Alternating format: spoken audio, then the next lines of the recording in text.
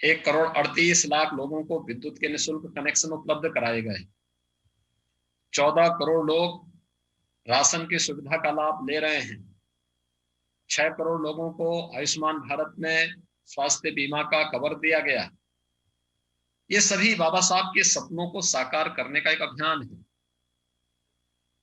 प्रदेश के अंदर 18 कमिश्नरी में अटल आवासीय विद्यालय बाबा साहब के उस सपने को साकार करने का एक भाव है, जिसमें गरीब और मजदूरों के बच्चों के लिए भी अत्याधुनिक शिक्षा की आवासीय व्यवस्था उपलब्ध कराने का एक कार्यक्रम प्रदेश सरकार के द्वारा प्रारंभ किया गया है। आज बाबा साहब डॉक्टर भीमराव अंबेडकर जी के सपनों को साकार करने का ही अभियान है कि सामूहिक विवाह के कार्यक्रम व्यापक पैमाने पर प्रदेश के अंदर बिना भेदभाव के संपन्न हो रहे हैं। लेकिन इस सब के बावजूद अभी एक लंबी लड़ाई आगे बढ़ाने की आवश्यकता है, व्यापक जागरूकता की आवश्यकता है। शिक्षा के क्षेत्र में बहुत कुछ अभी किए जाने की आवश्यकता है। बाबा साहब डॉक्टर भीमराव अंबेडकर जी ने सदैव शिक्षा पर ध्यान दिया और उन्होंने हमेशा भारत के वंचितों, गरीबों, दलितों सबको एक ही बात के लिए आह्वान किया कि कुछ भी हो, लेकिन हम अपनी पीढ़ी को शिक्षा से वंचित न होने दें। उन्हें स्कूल जरूर भेजें, अच्छी शिक्षा जरूर दिलाएं। सरकार इस दिशा में प्रयास कर रही है। हर एक स्तर पर इस प्रयास को आगे बढ़ाए जाने की आवश्यकता है।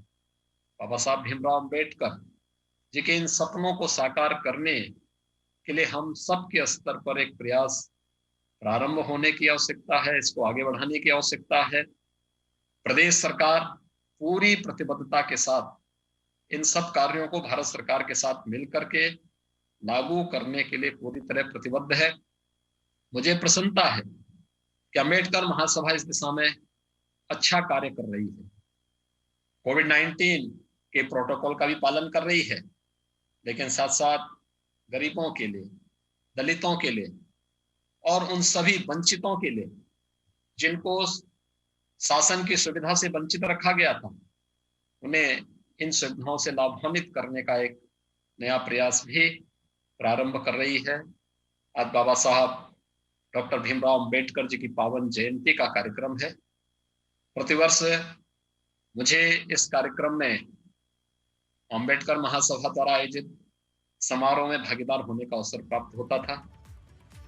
इस बार और विगत वर्ष लॉकडाउन के कारण और इस वर्ष कोरोना के तीव्र संक्रमण के कारण ये संभव नहीं हो पा रहा है, लेकिन मैं इस अवसर पर अंबेडकर महासभा के द्वारा चलाए जा रहे अभियान की पूरी सराहना करता हूं और विश्वास करता हूं कि हम सब भारत के संविधान के शिल्पी डॉक्टर बाबा साहब भीमराव अंबेडकर जी के उन सपनों को साकार करने के लिए निरंतर प्रयास करेंगे, जो प्रत्येक नागरिक को समता, न्याय और बंधुता के लक्ष्य को प्राप्त करने में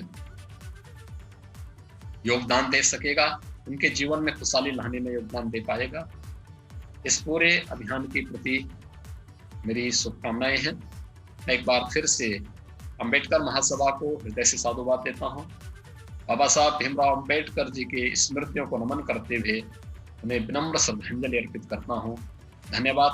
जय हिंद।